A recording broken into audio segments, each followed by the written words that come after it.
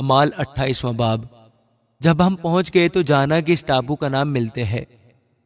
اور ان اجنبیوں نے ہم پر خاص مہربانی کی، کیونکہ می کی جھڑی اور جاڑے کے سبب سے انہوں نے آگ جلا کر ہم سب کی خاطر کی۔ جب پولس نے لکڑیوں کا گٹھا جمع کر کے آگ میں ڈالا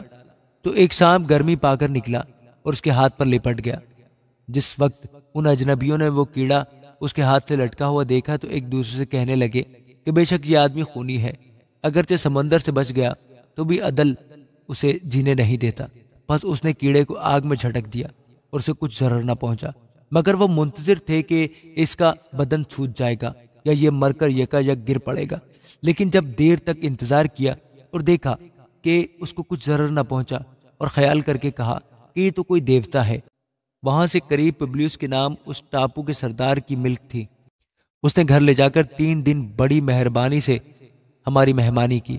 اور ایسا ہوا کہ پبلیوس کا باپ بخار اور پیچش کی وجہ سے بیمار پڑا تھا۔ پولس نے اس کے پاس جا کر دعا کی اور اس پر ہاتھ رکھ کر شفا دی۔ جب ایسا ہوا تو باقی لوگ جو اس ٹاپو میں بیمار تھے آئے اور اچھے کیے گئے، اور انہوں نے ہماری بڑی عزت کی، اور چلتے وقت جو کچھ ہمیں درکار تھا جہاز پر رکھ دیا۔ 3 مہینے کے بعد ہم اسکندریہ کے ایک جہاز پر روانہ ہوئے جو جاڑے بھر اس ٹاپو میں رہا تھا اور جس کا نشان ڈسکوری تھا۔ سرکوسا میں جہاز ٹھہرا کر 3 دن رہے اور وہاں سے پھیر کھا کر رگیوم میں آئے، اور ایک روز وہاں دکھنا چلی تو دوسرے دن پتیلی میں آئے۔ وہاں ہم کو بھائی ملے اور ان کی منت سے ہم 7 دن ان کے پاس رہے، اور اسی طرح روما تک گئے۔ وہاں سے بھائی ہماری خبر سن کر اپیوس کے چوک اور 3 سرائے تک ہمارے استقبال کو آئے، اور پولس نے انہیں دیکھ کر خدا کا شکر کیا اور اس کی خاطر جمع ہوئی۔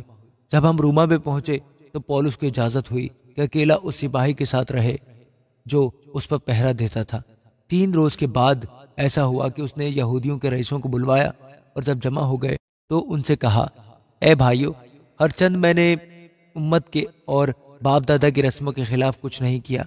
تو بھی یروشلم سے قیدی ہو کر رومیوں کے ہاتھ حوالہ کیا گیا۔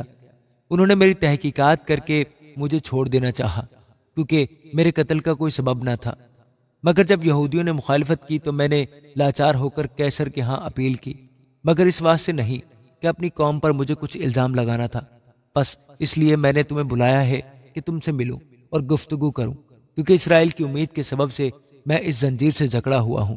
انہوں نے اس سے کہا، نہ ہمارے پاس یہودیہ سے تیرے بارے میں خط آئے، نہ بھائیوں میں سے کسی نے آ کر تیری کچھ خبر دی، نہ برائی بیان کی، مگر ہم مناسب جانتے ہیں کہ تجھ سے سنیں کہ تیرے خیالات کیا ہیں، کیونکہ اس فرقہ کی بابت ہم کو معلوم ہے کہ ہر جگہ اس کے خلاف کہتے ہیں، اور وہ اس سے 1 دن ٹھہرا کر کثرت سے اس کے ہاں جمع ہوئے، اور وہ خدا کی بادشاہی کی گواہی دے دے کر اور موسیٰ کی توریت اور نبیوں کے صحیفوں سے یسوع کی بابت سمجھا سمجھا کر صبح سے شام تک ان سے بیان کرتا رہا، اور بعض نے اس کی باتوں کو مان لیا اور بعض نے نہ مانا۔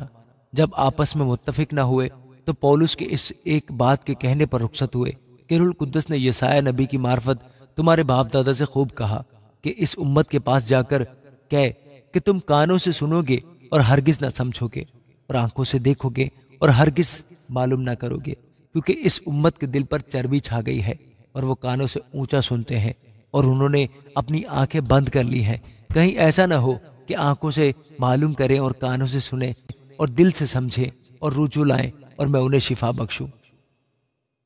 بس تم کو معلوم ہو کہ خدا کی اس نجات کا پیغام غیر قوموں کے پاس بھیجا گیا ہے، اور وہ اسے سن بھی لیں گی۔ جب اس نے یہ کہا تو یہودی آپس میں بہت بحث کرتے چلے گئے، اور وہ پورے 2 برس اپنے کرائے کے گھر میں رہا، اور جو اس کے پاس آتے تھے ان سب سے ملتا رہا، اور کمال دلیری سے بغیر روک ٹوک کے خدا کی بادشاہی کی منادی کرتا اور خداوند یسوع مسیح کی باتیں سکھاتا رہا۔ آمین۔